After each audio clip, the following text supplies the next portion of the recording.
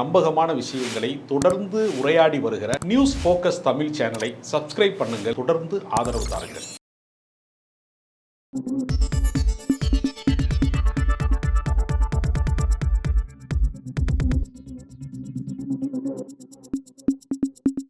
ஜனநாயகத்திற்கு தகுதி இல்லாத துப்புள்ளாத தரங்கட்ட வெறிநாய் நீ பேசலாமா? ஜனநாயகத்துக்கு உனக்கு என்ன சம்பந்தம்? நீ சொல்ற நான் வெடிகுண்டை வீசுவேன், நீ வெங்காயம் தாண்டா வச்சிருக்க, நான் வெடிகுண்டு வீசுவேங்கிற நீ இங்க இருக்கிறவன் பூரா அப்படியே இதா மாதிரி மாறிடுவேன் அப்படிங்கிற. அவன் பஸ்ஸு காசு இல்லாமல் வந்திருப்பான், கூட்டத்துக்கு பாதி பேர், இன்னொருத்தன் வேனில் ஏறி வந்திருப்பான். அவன் பூராமே ஏதோ சயனைடை கழுத்தில் கட்டிக்கிட்டு விடுதலை புலிகள் திரிந்தது மாதிரி, ஏதோ நாம் தமிழர் கட்சிக்காரன்லாம் திரிகிறது மாதிரி அவன் பூரா கட்சிக்கு சேர்த்து போய் பாதி பேர் கட்சியில் சேர்ந்துருப்பான். ஏடா எல்லா கட்சியிலையும் ஏழை வாழைய கஷ்டப்படுறவன் ஏதோ அந்த நாட்டுக்கு நல்லது நடக்க போகணும்னு 4 பேர் கட்சியில் சேர்றான். அவனை கூட்டி கொண்டு வந்து வச்சுக்கிட்டு நான் வெடிகுண்டை வீசுவேன், அதை வீசுவேன், இதை வீசுவேன். நீ வீசி தான் காட்டேன் பாப்பா, வீரன் தானே நீ வெடிகுண்டை வீசி என்ன வாயில் என்ன வடை சொல்றேங்கிறேன். நீ வெடிகுண்டை வீசிடுவியா? உனக்கு தில்லு இருக்கா? உன் பாஷையில் சொன்னா உனக்கு ஆண்மை இருக்கா? நீ வீசிடுவியா? முதல்ல உன்னை மாதிரி எத்தனை முட்டா பயிர்களை பார்த்துருக்கான் நாங்கள் அரசியலில், எத்தனையோ முட்டா பயிரை பார்த்துருக்கான். நான் இப்படி பேசினவன் எவனாவது உருப்பட்டுருக்கான? முதல்ல உன் கட்சி கலைஞ்சிருச்சு, நாம் தமிழர் கட்சி செத்து விட்டது. கதறல் செத்தா நீ கத்துற, பாடியை எடுக்க வேண்டியதான். கதறி என்ன பண்ண? பாடி எடுக்க வேண்டியதான். நீ விஜய் வந்த அன்னைக்கே பாடி முடிஞ்சிருச்சுங்க, முடிச்சு கதை முடிஞ்சு வச்சு. வெற்றி கழகம் வந்த அன்னைக்கே நாம் தமிழர் கட்சிக்கு முடிவு கட்டிட்டான். விக்கிரவாண்டியில் நடந்தது நாம் தமிழர் கட்சிக்கான இறுதி சடங்கு. சரி, ஓகே. இப்போ அவர் கட்சி விஷயத்தை பேசுகிறது secondary sir. First of all நீங்கள் குறிப்பிட்டீங்க இந்த வெடிகுண்டு வீசுன்னு சொல்லி சொன்னது. இப்போ அதே டோனை, அதாவது இன்றைக்கி எல்டிடிக்கு இங்கே தடை இருக்குது, நீண்ட காலமாக தடை இருக்குங்கிறத பார்க்குறோம். ஒவ்வொரு முறையும் தடை நீட்டிப்பு பண்ணிகிட்டே இருக்காங்க. ஆனால் வெளிப்படையாக அந்த பிரபாகரன் கொடுத்த, அவரோட மகன் நான், அவர் கொடுத்த வெடிகுண்டு என்கிட்ட இருக்கிறத நான் வீசுவேன்னு சொல்லி சொல்கிற அந்த தன்மை அப்படிங்கிறது, இதே டோனை ஒரு இஸ்லாமியர்கள் பேசியிருந்தாங்கன்னா உடனே என்ஐஏ வந்திருக்கும், என்ன ஏதுன்னு நடந்திருக்கும், வேறு மாதிரி நடந்திருக்கும். வேறு ஒரு சிறுபான்மையினர் அமைப்புகள் வேறு யாரும் பேசினாலும் பிரச்சனை நடந்திருக்கும். இவர் பேசுகிறாருன்னா இவர் பாஜக கிட்டேருந்து எந்த விதமான எதிர்ப்பும் வராமல் இருக்குது, இவர் என்ஐஏவும் விசாரணை எதுவும் நடக்காமல் இருக்குது. இந்த விஷயம் ரொம்ப சைலண்டாக இருக்குது. எப்படி வெளிப்படையாக தேர்தல் மேடையில் ஒருத்தர் வன்முறை தூண்டும், அதாவது பயங்கரவாத வன்முறை தூண்டுற மாதிரி ஒரு விஷயம் பேசுகிறாருன்னா எப்படி அவருக்கு அந்த ஸ்பேஸ் கிடச்சிருக்கு? இது எப்படி பார்க்கலாம்? ஏங்க, பாஜகவினுடைய சார்பாகத்தானங்க ஈரோடு தொகுதியிலே நிற்கிறாங்க. பாஜகவினுடைய பொது வேட்பாளர் தானே சீமானு, அந்த நாம் தமிழர் கட்சியில் இருக்கக்கூடிய அந்த பெண் வேட்பாளர். பாஜக தானே நிப்பாட்டி இருக்கு நாம் தமிழர் கட்சிய. எப்படி பாஜக மேல பாஜகவே எப்படி வழக்கு போடும்? மோடி தாமேலே வழக்கு பதிவு பண்ணுவாங்களா? அண்ணாமலை தாமேலே வழக்கு போடுவாரா?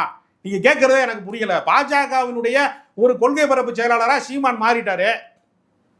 அந்த கட்சியினுடைய ஆளு, அவர் மேல எப்படி வழக்கு போடுவாங்க? அவர் ஆளுங்கட்சியில் இருக்காருங்க, சென்ட்ரல் கவர்மெண்ட்ல. அதனால தானே அவர் பேசுறாரு, அவர் ஒம்பளுக்குறாரு. கனிமொழிட்ட எதுக்கு ஒம்பளுக்குறாரு? அவர் என்ன தேர்தல் அரசியல் ஜெயிக்க போறாரா? இப்படி பேசினா ஓட்டே விழுகாது. இந்த முறை என்ன எவ்வளோ கேவலப்பட போகிறான்னு எனக்கு தெரியல. பாஜகவினுடைய 100% ஆசீர்வாதம். அதாவது இந்த வேலூர் இப்ராஹிமுக்கு போலீஸ் ப்ரொடெக்ஷன் போடுறது மாதிரி தான் இதுவும். வேலூர் இப்ராஹிம் சாப்பாட்டுக்கு இல்லாமல் இருந்தவன், அவனை கூப்பிட்டு போலீஸ் ப்ரொடெக்ஷன்லாம் போட்டு ஜெயரன் கார் மாதிரி வச்சு அனுப்பிட்டு இருக்காங்க. அதே தான் இது. சீமான் ஒரு வேலூர் இப்ராஹிம். அவன் இஸ்லாமிய சமூகத்துக்கு துரோகம் செஞ்சதுக்காக அவனுக்கு ஒரு பொறுப்பு, தமிழ் இனத்துக்கு துரோகம் செஞ்சதுனால சீமானுக்கு ஒரு பொறுப்பு. தமிழர்கள் தமிழ் தேசியத்தின் பெயரால், உண்மையான தமிழ் தேசியத்தின் பெயரால் ஒன்று திரண்டு விடக்கூடாது என்பதற்காக பாஜகவால் உருவாக்கப்பட்ட ஒரு போலி தலைவன் சீமான். சார், இல்லை இப்போ அவர் பேசின விஷயம் ஓப்பனாக நீங்கள் ஓகே, அவர் பாஜக ஆதரவாக செயல்படுறாருலாம் இருக்கார், ரைட், ஓகே. ஆனால் வெளிப்படையாக அப்படி ஒரு விஷயம் பேசிட்டு, இப்போ நாங்கள் இப்போ ஒரு சிறுபான்மை அமைப்புகள் யாராவது ஒருத்தர் ஒரு இஸ்லாமியர் பேசியிருந்தானா இன்னைக்கு என்ன நடந்திருக்கும்? அவங்க உள்ளதில் கேட்குறேன். இஸ்லாமியர் பேசவே தேவையில்லை. சந்தேகத்தின் பேர்லேயே பல பேர் உள்ள இருக்கான். எஸ், செய்ய வேண்டிய அவசியமே கிடையாது, சொல்ல வேண்டிய அவசியமும் கிடையாது. அவர் இஸ்லாமியராக இருந்தாலே அவர் பயங்கரவாதி தான் அப்படின்னு வழக்கு போடுறதுக்கு ரெடியாக இருக்கான். கேட்டால் அவன் செல்ஃபோனில் இதை வச்சுருந்தான், வேற ஒரு மொழியில் இருந்துச்சு, அது அவன் பாலஸ்தீன விடுதலை ஆதரித்தான், அந்த விடுதலை ஆதரித்தான்.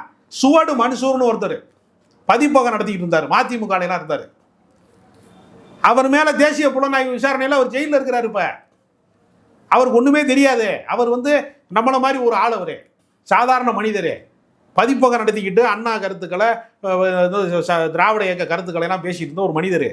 அவர் என்ன பண்ணார்னா, அவர் ரொம்ப நாள் நாத்திகராக இருந்தவர். அவருக்கு ஒரு இறை நம்பிக்கை தாடி கீடி வளர்த்துக்கிட்டு அவர் ஒரு சோசியல் ஆக்டிவிட்டீஸில் இருந்தார். இவரை முடக்கணும்னு நினச்சாங்க, தூக்கி உள்ள விட்டாங்க. இல்லை தேசிய புலனாய்வில் ஜெயிலில் இருக்கார் அவர்.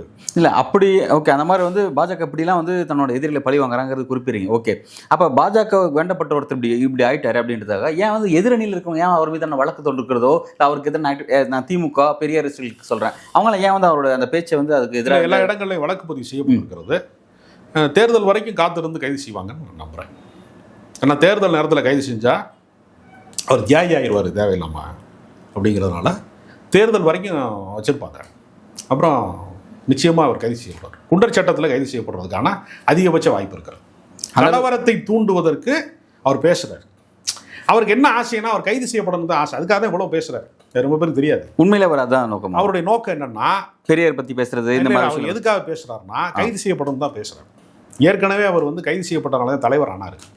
இப்போ கட்சி காலாவதி ஆகிட்டு இருக்குங்கிறதுனால மீண்டும் வந்து சிறைக்கு போவதன் மூலமாக தன்னை உயிர்ப்பித்துக் கொள்வதற்கு ஒரு திரும்ப வந்து கட்சியை வந்து அடுத்த கட்டத்துக்கு போவதற்கு பாஜகட்டிருந்து பணம் வாங்குறதுக்கு பல தியாகங்கள் அவர் செய்கிறாரு. அதில் ஒன்று பெரியாரை இழிவுபடுத்துறது, கனிமொழியை இழிவுபடுத்துறது, திராவிட இயக்கத்தை இழிவுபடுத்துறது. அவர் தன்னுடைய விசுவாசத்தை பலமுறை சொல்கிறார். நீங்கள் 3ஆம் பிறை படம் பார்த்துருப்பீங்க.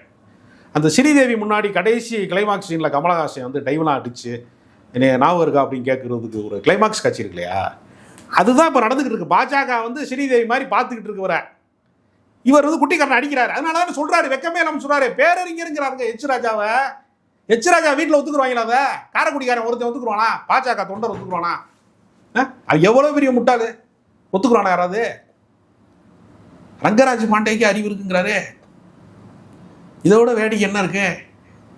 கலகம் மூட்டுறவன், தீ மூட்டுறவன், கோலி சொல்றவன், குழப்பம் விளைவிக்கிறவன், அவதூறு பேசுறவனெல்லாம் அறிஞருங்கிறாங்க. பெண்களுக்கு எதிராக பேசுனதுக்காக அவர் மீது வழக்கு இருக்குது சார். எப்போனாலும் கைது செய்யப்படக்கூடிய இடத்துல வந்து எச் ராஜா இருக்கார். அவரெல்லாம் வந்து இப்படி போர்ட்ரேட் பண்ணுறதுங்கிறது எந்த மாதிரி? பாலியல் ஜல்சா கட்சினே பேர் வச்சிருக்கிறாங்க.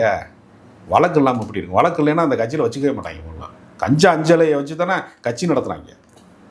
காவல்துறையால் தேடப்படக்கூடிய எல்லா குற்றவாளிகளையும் கமலாலயத்தில் கட்சி பொறுப்பு கொடுத்த காவல்துறையினுடைய ஒரு நேர்மையான அதிகாரி இல்லையா நம்ம அண்ணாமலை ஐபிஎஸ்?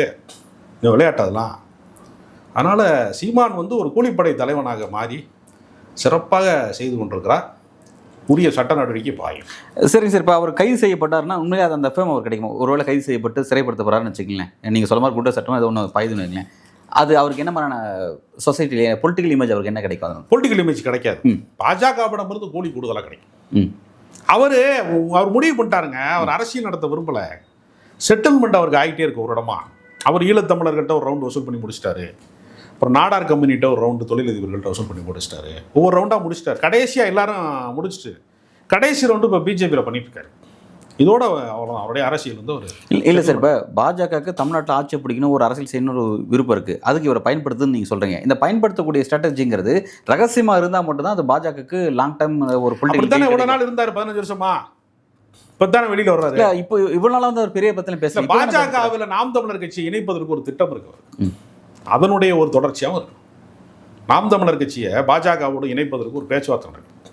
ஏன்னா இவரை முதல்வர் வேட்பாளர் ஆக்கிறோம்ட்டு ஒரு பேச்சுவார்த்தை பண்ணியிருக்காங்க ரஜினிகாந்த் தலைமையில். அதனுடைய தொடர்ச்சியாக அது நடந்துட்டு இருக்கு. அது அப்படின்னு வெளிப்படி எக்ஸ்போஸ் ஆயிடுவாங்களே யார் என்னன்றது. பாஜக மக்கள் வாக்களிக்க மாட்டாங்க இங்கே. அப்படி இருக்கும்போது இவர் அவரோட சேர்ந்து அது எப்படி வாக்கா ஜெல் ஆகும், அவருக்கு எப்படி கிடைக்கும்? ஜெயிக்கிறவனுக்கு தாங்க அந்த பிரச்சனை. வசூலுக்கு இது தேவைப்படுதுல. ஜெயிக்கிற கட்சிக்கு தான் நீங்கள் கேள்வி கேட்டுக்கிட்டே இருக்கீங்க. ஜெயிக்கிறவனுக்கு தான் அந்த பிரச்சனை ஊரா. எனக்கான பேமெண்ட் கொடுங்கன்னு சொல்கிறவன். நீங்கள் வந்து ராம் ஜெத்மலானி என்ன பண்ணார்? முதல்ல பிரேமானந்தா வழக்கில் அவர் அட்டன் பண்ணார். இப்போ அப்புறம் சமீபத்தில் பேரறிவாளன் வழக்கில் அவர் அட்டன் பண்ணார். பிரேமானந்தா வேற, பேரறிவாளன் வேற கிடையாதுங்க ராம் ஜெத்மலானிக்கு. அவருக்கு வழக்கு ஃபீஸ் வாங்கினா கொடுங்க, செய்வாருங்க. 2 பேருமே செய்வாருங்க. அவர் பிஸ்னஸ் மேன் சார், ஒரு அட்வொகேட். நாம சீமானும் பிஸ்னஸ் மேன் தானே. சீமான் மட்டும் என்ன பண்ண கொள்கைவாதியா, போராளியா? அவர் பெரியாரை பேசினார். அன்னைக்கு அவங்க தான் ஜோறு போட்டாங்க. பெரியாரிய உணர்வாளர் இருக்காங்களா தீகாக்காரங்க, அவங்க தான் ஜோறு போட்டாங்க. அதுதான் கூட்டம் போட்டாங்க, கூட்டு போனாங்க. அவர் வரவு செலவுலாம் அவங்க தான் பார்த்தாங்க. அவருக்கு செலவு ஒன்றவன் பூரா இருக்காங்க. யாருமே சாகலை. தமிழ் முழக்கம் ஜாகுல் கம்மியை தவிர எல்லாரும் உயிரோடு இருக்காங்க. அது அன்னைக்கு பொழுதுக்கு அவருக்கு ஒரு கொள்கைங்கிறது அவருக்கு ஒரு பிச்சை பாத்திரம். அவர் தமிழ் தேசியம் பேசினாலும் சரி, பெரியாரை பேசினாலும் சரி, பெரியாரை இழிவுபடுத்தினாலும் சரி, அவர் கையில் இருக்கிற பிச்சை பாத்திரம் அது. எல்லாரும் கொஞ்சம் கொஞ்சம் போட்டு போகிறாங்க, அவ்வளோதான். பிச்சை எடுக்கிறார், அவ்வளோதான். அவரே அதை ஓப்பனாக சொல்லியிருக்கார் பல முறை. நான் பிச்சை எடுத்து தான் சாப்பிட்றேன் அப்படின்னு சீமான் ஒப்புதல் வாக்குமூலம் கொடுத்துருக்காரு. ஏன்னா உங்களுக்கு வீடியோ தர்றேன், இணைப்பாக கூட போட்டுக்கோங்க. Sir right. இப்போ ரொம்ப முக்கியமாக வந்து இப்போ அவர் வந்து ஈழத்துக்கு உங்களுக்கு என்ன சம்மந்தம், குறிப்பாக வந்து பிரபாகரன் உங்களுக்கு என்ன சம்மந்தம், அந்த போருக்கு உங்களுக்கு என்ன சம்மந்தன்ற மாதிரி பல கேள்வி இன்றைக்கி அவர் வந்து வைக்கிறாங்க. அது டிபேட்டபிள் சப்ஜெக்டாக மாறுது. சேட்டலைட் சேனலில் ஸ்பெசிஃபிக்காக வந்து பார்த்தீங்கன்னா நியூஸ் 18 தமிழ்நாடு வந்து அந்த விஷயத்தை வந்து ஒரு சீரியஸ் எடுக்கிறாங்கிறத பார்க்குறோம். இப்போ வந்து அந்த விஷயத்தில் வந்து என்ன சொல்கிறாங்கன்னா, அவங்க வந்து ஒரு 3-1 டிபேட் நடத்த தயாராக இருக்கேன். அதாவது சீமான் வெர்சஸ் ஒளிப்பதிவாளர் சந்தோஷ் வெர்சஸ் சங்ககிரி ராஜ்குமார் 3 பேரும் உட்காராங்க சிட்டிங்கில். அநேகமாக கார்த்திகை செல்வன் தான் ஹோஸ்ட் பண்ணுறாருன்னு நினைக்கிறேன். இப்படி ஒரு டிபேட் வந்து ரெடி பண்ணிட்டு இருக்காங்க. சீமான் நான் வரேன்னு இருக்காரு.